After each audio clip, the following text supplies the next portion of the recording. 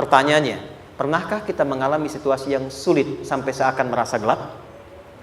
Nah, baik, maka adab yang pertama, jika mengalami situasi seberat apapun dalam berkehidupan, maka dekati Allah Subhanahu wa ta'ala. Ini awalnya, dekati Allah. Apalagi kalau ada yang mengatakan ini nggak mungkin, ini nggak akan terjadi, ini nggak bisa. Kalau sudah ada tanda seperti itu tanda langsung dari Allah, supaya Anda diminta langsung mendekat kepada Allah dan tinggalkan semua makhluk. Karena Allah hanya akan mengabulkan langsung kepada Anda tanpa perantara siapapun. Itu yang terjadi pada Nabi Zakaria. Ini nggak mungkin, ini mustahil.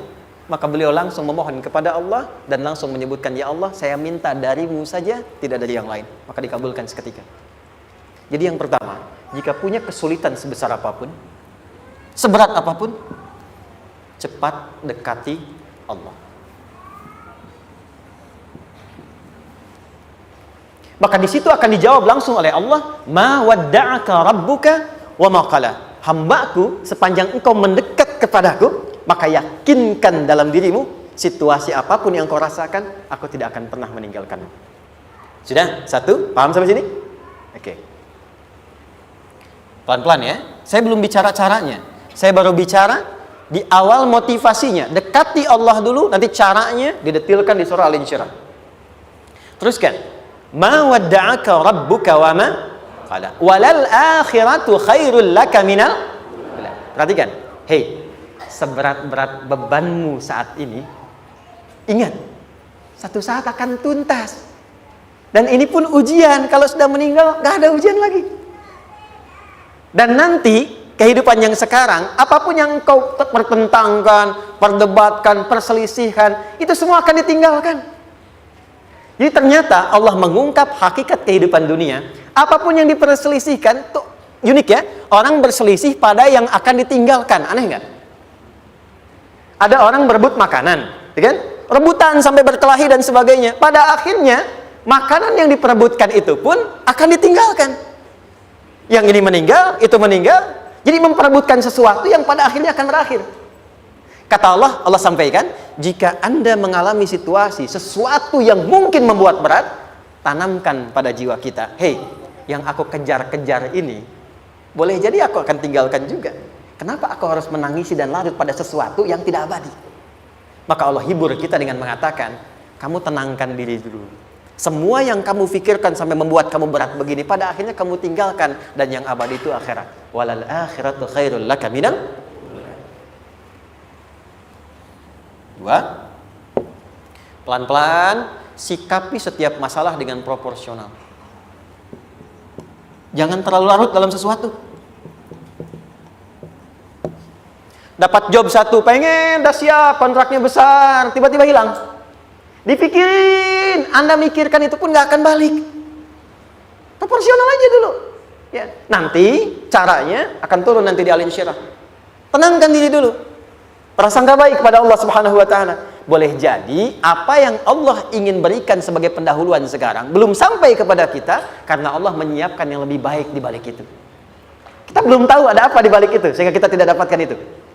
Sehingga kemudian Allah katakan walal akhiratu khairul laka minal ula. Teruskan wala saufa yu'tika rabbuka. Pelan-pelan. Orang yang punya sikap seperti ini itu cenderung lebih dekat mendapatkan ridha Allah dibandingkan dengan orang-orang yang larut dalam kesulitan. Orang yang move on dengan setiap persoalan dalam kehidupan, cepat berpikir secara proporsional, tidak menggantungkan hidupnya pada persoalan tertentu sehingga membuat dia menjadi beban, itu lebih mendekatkan dirinya kepada ridha Allah dibandingkan dengan orang yang meratapi persoalan hidupnya. Ya. Pelan-pelan. Jadi spiritnya, kalau punya masalah apapun, jangan dilarutin terus. Gak usah diratapi, cepat move on. Berpikir lagi, rencanakan lagi. Nanti, detailnya ada di Al-Insyirah. Tapi poin besarnya, janji Allah mengatakan, kalau Anda bisa move on, proporsional, maka yang dijanjikan oleh Allah, di situ Allah percepat datangnya ridha Allah Subhanahu wa ta'ala. Kalau ridha Allah sudah datang, maka akan dua yang diberikan. Pertama kali, ketenangan di dalam jiwa. Dan yang kedua, kemampuan untuk berikhtiar lebih baik mencapai apa yang diinginkan. Satu, Kalau ridha Allah sudah diberikan pada seorang hamba, yang pertama diberikan ketenangan dalam jiwa. Bukan dunianya dulu. Bukan apa yang Anda ingin harapkan dulu. Pengen sesuatu, ya, pengen materi, pengen kedudukan, pengen lulus anaknya ujian, ya kan? Tiba-tiba terjadi sesuatu, diratapin, alih-alih meratap, alih-alih membuat status, alih-alih menyulitkan diri, kata Allah, terima dulu proporsional. Setelah itu dekatkan diri kepada Allah, turun ridha Allah. Begitu turun, yang pertama diberikan ketenangan kepada hati. Tenang dulu. Kalau sudah tenang, nanti dibimbing menyelesaikan apa yang sedang dihadapi itu. Itu poin yang ketiga. Pelan-pelan.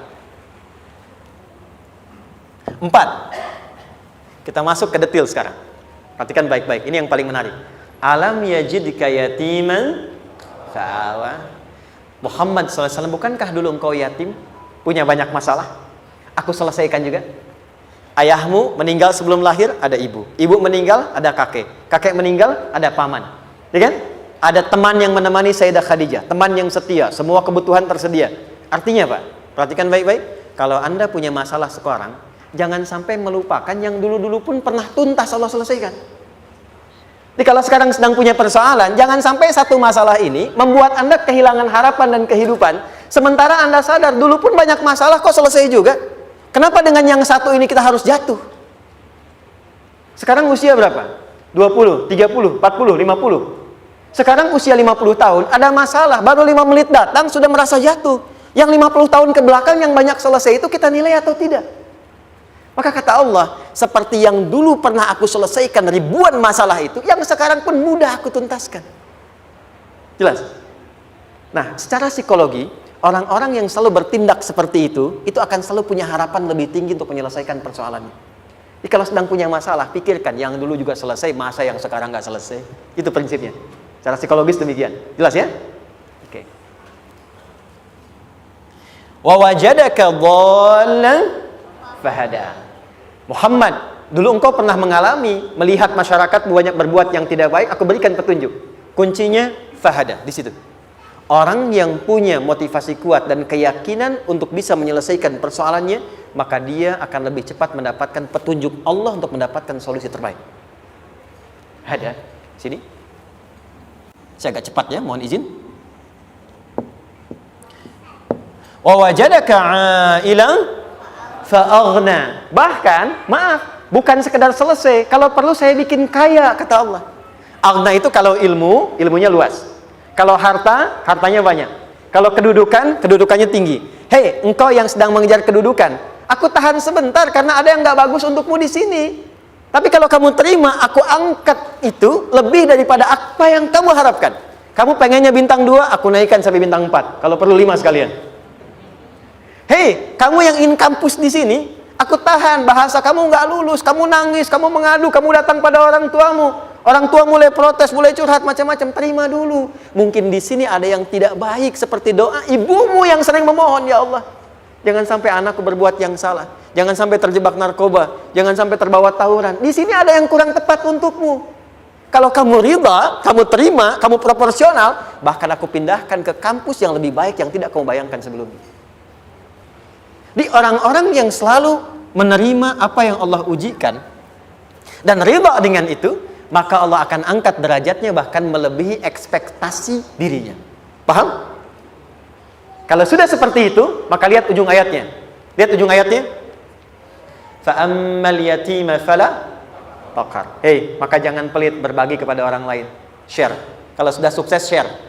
Berbagi, bukan hanya materi, bagi ilmunya, ya, bagi kebahagiaannya.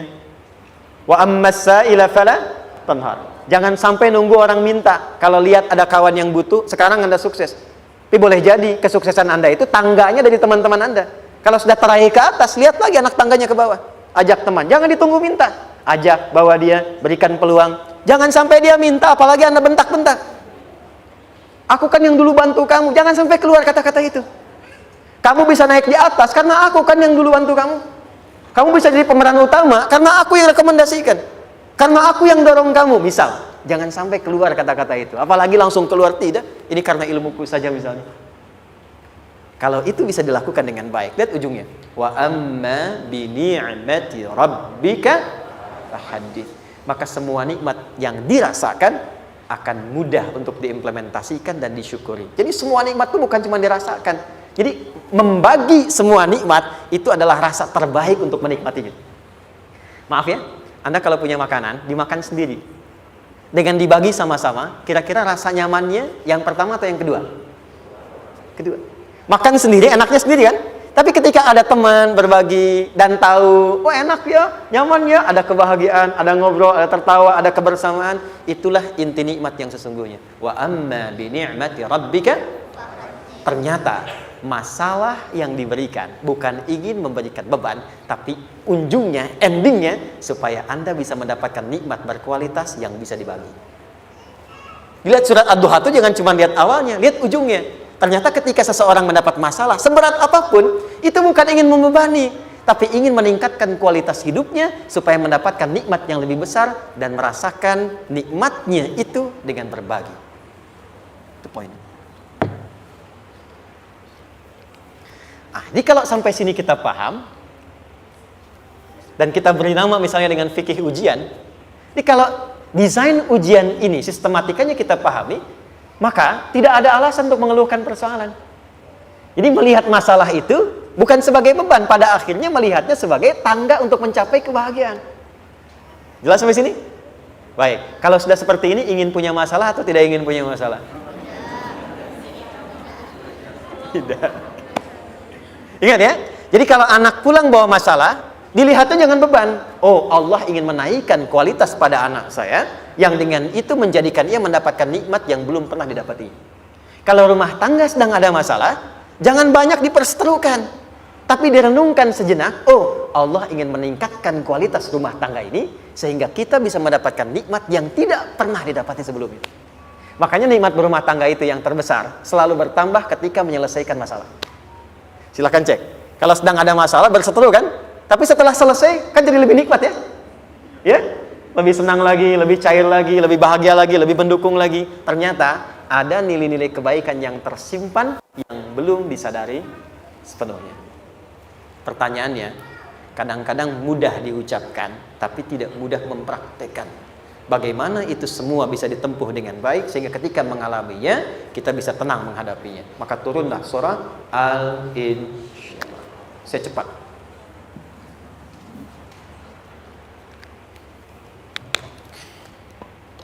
Teman-teman, ini apa? Kelas ya? Baik, pelan-pelan sedikit. Kira-kira volumenya besar kecil? Kecil ya? Baik. Kalau saya bandingkan dengan gayung, volumenya besar mana? Gayung ya? Baik. Kalau ini saya perlebar, sehingga bisa memasukkan apapun ke dalamnya, itu bahasa Arabnya disebut dengan insyirah namanya. Jelas? Meluaskan sesuatu sehingga terlihat lapang, sehingga memudahkan setiap hal masuk ke dalamnya. Itu insyirah namanya. Surah ini diberi nama dengan surah Al-Insyirah, yang berarti sesuatu yang lapang, yang tenang, yang nyaman. Yang diharapkan dengan keadaan hati yang lapang, nyaman, tenang itu, segala persoalan yang dihadapi dalam kehidupan akan mudah diterima dan tidak berdampak besar dalam menyikapinya. Maka bagaimana kemudian Allah memberikan turunan-turunan petunjuk supaya apa yang diharapkan ini bisa tercapai? Satu, izin mengilustrasikan. Saya kasih cerita sebentar. Ada seorang anak muda, kisah ini sangat viral, hampir setiap kita bisa mendapatinya. Datang kepada seorang kakek tua di sisi danau yang jernih sekali airnya. Dia berkeluh kesah tentang persoalannya. Dia katakan, saya punya masalah begini. Berat sekali terasanya. Kakek itu kemudian permisi, dia hanya membawa 2 genggam garam. Kemudian beliau bawa 1 gelas, ilustrasinya seperti ini. Dimasukkanlah kemudian garam itu ke gelas itu. Lalu diambil 1 gelas air yang jernih tadi, dengan garam segenggam. Kata beliau, minum. Pemuda itu mengatakan, wah asin, minum aja dulu. Lalu ketika diminum, langsung ditumpahkan. Dia muntahkan asin katanya. Lalu setelah itu kakek yang tadi melepaskan segenggam sisanya, dilempar ke danau tadi yang luas. Lalu diambil lagi dengan gelas yang sama. Sekarang minum. Bagaimana rasanya? Segar, enak, nyaman. itulah hatimu. Kalau hatimu sempit sesempit gelas ini, maka masalah sekecil apapun akan selalu menghadirkan kesulitan seperti engkau menelan garam tadi. Tapi kalau hatimu luas, sebesar apapun masalah, tidak akan pernah berdampak pada dirimu kecuali engkau mampu menyusun rencana untuk mengatasinya. Kelapangan hati yang membuat diri kita mampu menerima persoalan apapun, itu yang disebut dengan insyirah. Makanya dulu tahun 90-an ada sinetron Hati Seluas Samudra gitu ya. Saya pernah tahu itu. Sama anaknya diapa-apain juga, masih aja ya menerima gitu. Dulu siapa ya? Jeremy Thomas dan lain-lain ya. Saya kira ada itu. Ya, saya kira itu ya. Saya pernah lihat sejenak ya. Saya jarang-jarang nonton itu. Pernah lihat aja. Saya senang riset. Jadi kalau riset itu ada riset dakwah, ada riset materi. Saya teman-teman yang musik gitu ya. Saya tidak terlalu dekat dengan musik karena saya di Quran gitu. Tapi untuk mengetahui hukum musik itu bagaimana, saya riset. Sampai ke notasi saya tahu. C D F G A B C G A B C D F G D F G A B C D A B C D F G A F G A B C D E B C D E F G Ais B Ais B C D Ais Fis Ais Bis Gis Ais Bis Cis. Gitu kan ya? Ya, tapi kalau diminta piano, gitar, ini saya nggak bisa. Ya, tapi untuk menentukan hukum, nah kita bisa paham gitu. Misalnya boleh nggak baca Quran pakai langgam Jawa gitu kan? Nah, hukumnya apa? Nanti dari teori itu muncul. Ya, paham ya? Nah, oke, balik sini. Perhatikan baik-baik. Satu, saya agak cepat. Ini ditafsir langsung turun Al-Insyirah. Yang pertama, alam nashrah laka sadrak wa wada'na anka wizrak allazi anqadha dhahrak. Tahan sampai sini dulu, 3 ayat. Saya mulai dari ayat kedua dan ketiga. Perhatikan baik-baik.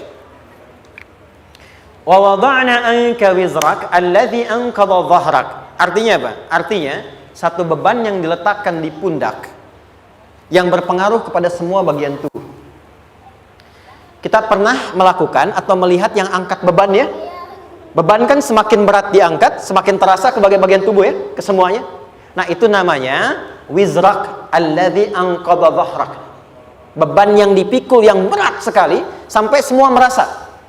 Makanya jadi satu ungkapan dengan mengatakan dia sedang memikul beban yang sangat berat.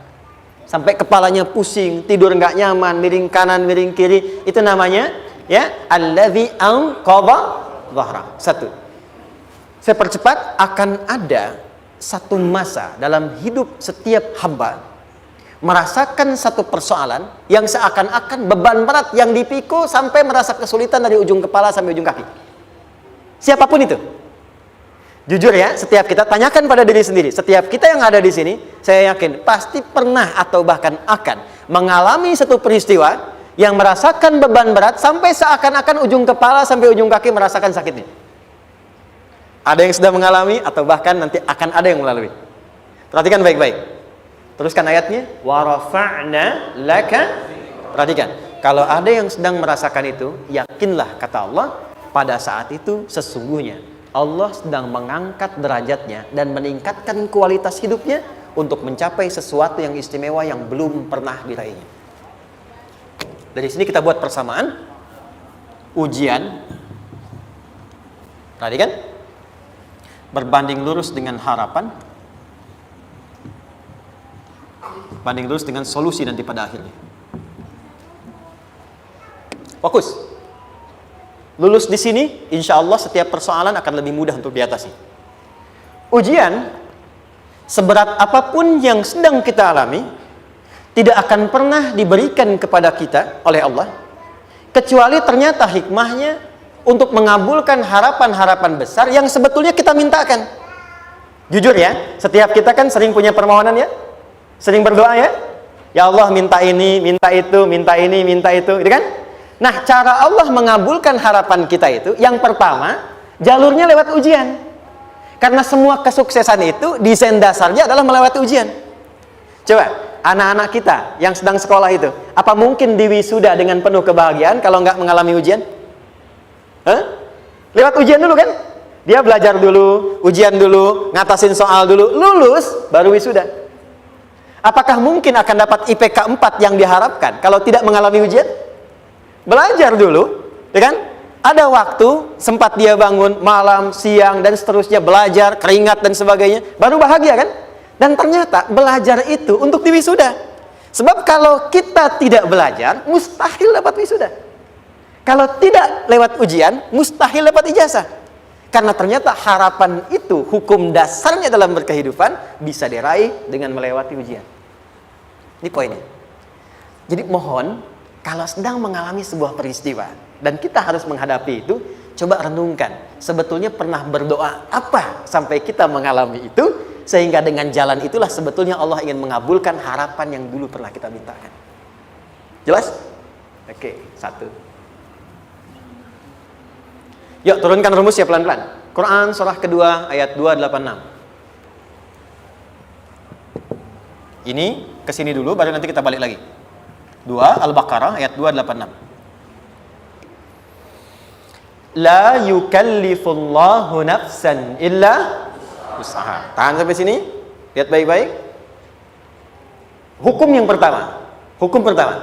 Allah tidak mungkin menguji seorang hamba di luar batas kemampuannya. Jadi kaidah yang pertama tadi, kalau kita sedang diuji, sebetulnya ada harapan dan doa yang pernah kita mohonkan dan Allah ingin mengabulkan itu, jalan pertamanya adalah ujian.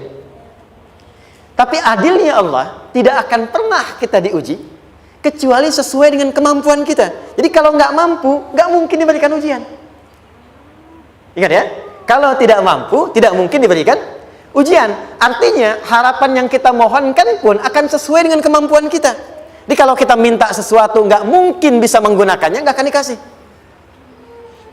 Nah, balik ke sini untuk memberikan ketenangan kepada hati kita. Kalau sedang menerima persoalan, setelah kita mengatakan, oh ini mungkin ada harapan yang ingin saya dapatkan, jalannya lewat sini. Untuk memberikan ketenangan kepada hati, begitu persoalannya tiba, langsung katakan pada diri kita, saya pasti bisa menjalaninya. Mustahil saya diuji kalau nggak mampu menjalaninya. Itu bahasa singkatnya. Ingat ya, kalau ingin mudah menyelesaikan persoalan, kata Quran, setiap ada ujian, langsung katakan pada hati kita, insya Allah bisa. Nggak mungkin saya diuji kalau saya nggak sanggup. Jelas? Dan tanamkan itu pada hati yang paling dalam. Ini nggak mudah. Kalau cuma disimpan di pikiran, jadi beban. Tapi kalau Anda tanamkan dalam hati, seberat apapun masalahnya, pasti saya sanggup, pasti saya bisa. Pernah lihat dulu ada acara 90-an Benteng Hattori? Oke? Benteng Takeshi ya? Takeshi ya, gitu kan? Artinya kan bisa jawab ya. Kita tahu Ninja Hattori mendaki gunung, lewati lembah, ya tahu ya. Songgoku, Songgohan, apa? Saya tahu itu. Songgoku, Kamehameha, Piccolo itu, yang nulisnya Suzuki Watanabe, saya tahu itu. Benteng Hattori, balik lagi ya. Benteng Takeshi ya. Puncaknya kan main pakai itu kan, pakai tank ya dan sebagainya. Tapi pernah ingat gak satu episodenya itu? Begitu akan bertarung, kan selalu ada motivator di sampingnya itu mengatakan, ayo kamu bisa, gitu kan? Wah, namanya. Dia nggak ngaji Quran tuh, kita punya ayatnya. Pernah nggak? Buka lagi ya dulu ya. Oke. Korea, kenapa bisa nyusul Jepang? Salah satunya, waktu Jepang itu maju, setiap di Korea itu ditanamkan dari mulai anak-anak TK-nya. Kita harus lebih daripada Jepang. Sejak anak-anaknya TK. Itu ditanamkan betul. Kita bisa, kita dari TK. Sehingga ketika di sana bikin Honda, sini Hyundai. Hyundai kan dibacanya Hyundai. Kan? Sana Honda, sini Hyundai gitu. Di apapun yang dibuat Jepang, Korea harus lebih unggul. Itu ditanamkan dari awal. Bisa. Kita itu sekarang punya ayatnya. Jadi kalau sedang punya masalah seberat apapun, katakan pada diri kita, insya Allah bisa. Gak mungkin diuji kalau nggak sanggup. Bisa insya Allah. Bisa. Kenapa mah? Bisa. Jelas? Oke. Sudah di situ teruskan. Lanjutkan. Warafa'na laka dzikra. Teruskan. Fa inna ma'al usri. Nah, ini poin terbesarnya. Fa inna ma'al usri yusra. Fa huruf yang menunjukkan sesuatu berlangsung dengan cepat. Inna di ilmu nahwunya berbunyi begini, di gramatikal bahasa Arab. Harfun nasbin wa taukidin. Tansibul isma wa tarfa'ul khabara. Mabniyun 'alal fathi la mahalla lahu min al-i'rabi. Paham? Tidak. Inna huruf yang digunakan untuk menguatkan informasi agar ditancapkan ke dalam hati sekuat-kuatnya dan jangan pernah ragu. Jadi kalau orang Arab itu nancapkan tongkat begini dan kuat, tidak goyah, itu nasab namanya. Nasabar rajul asahu fil ardi. Inna ini harfu nasab. Jadi kalau ada di Quran dibuka informasinya dengan inna, maksudnya begini, hei, tancapkan informasi dalam hatimu dengan kuat, jangan pernah ragu. Yakinkan pada dirimu. Apa yang harus diyakinkan? Ma'al usri yusra. Inna ma'al usri yusra. Usrun sama dengan yusrun. Lari ke sini. Oke. Apa artinya usrun? Sulit. Oke. Sulit itu ada dua. Ada sa'bun, ada usrun. Kalau kesulitan yang relatif, kata si A sulit, si B mudah, itu sa'bun namanya. Contoh, kata si fulan bahasa Jepang susah. Padahal kata yang lain tidak. Saya ke Jepang, anak-anak kecil begini bisa bahasa Jepang gitu kan? Bagi mereka mudah gitu ya. Saking mudahnya gitu. Kata shiwa gitu. Anak-anak kecil, bagi mereka mudah, bagi kita belum tentu. Itu sa'bun. Innal lughata yabaniyya sa'bah. Relatif. Tapi kalau kesulitan yang sifatnya mutlak, semua orang mengatakan sulit. Maaf, bawa mobil sulit atau mudah? Bukan mengendarai ya, bawa mobil, bawa. Sulit ya? Sulit ya? Baik, sepakat sulit semuanya.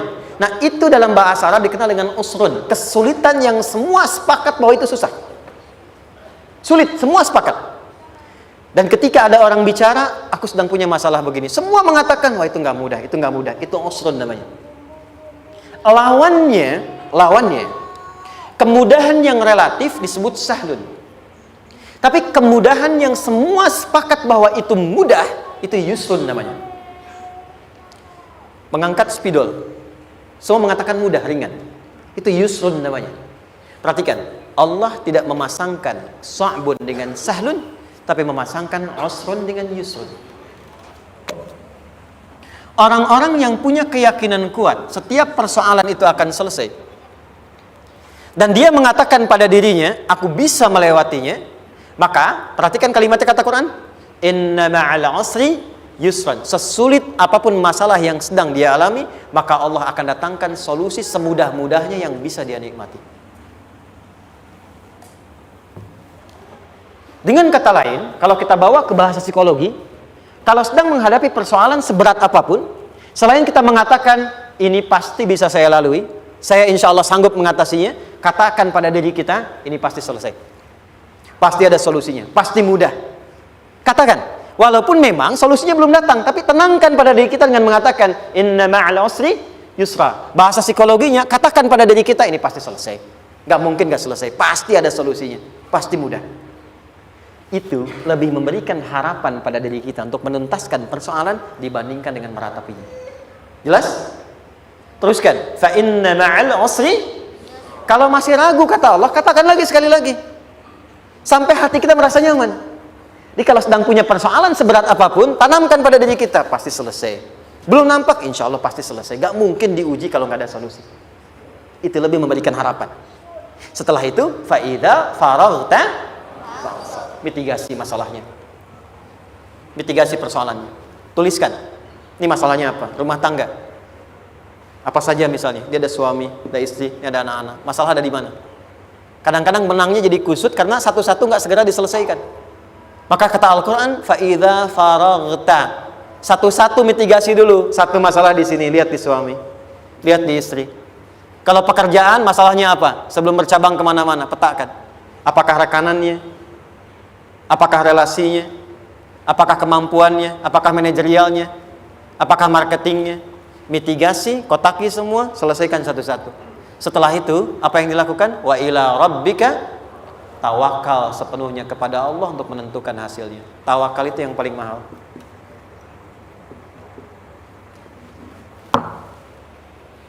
Anda kalau nggak punya kepasrahan, stres.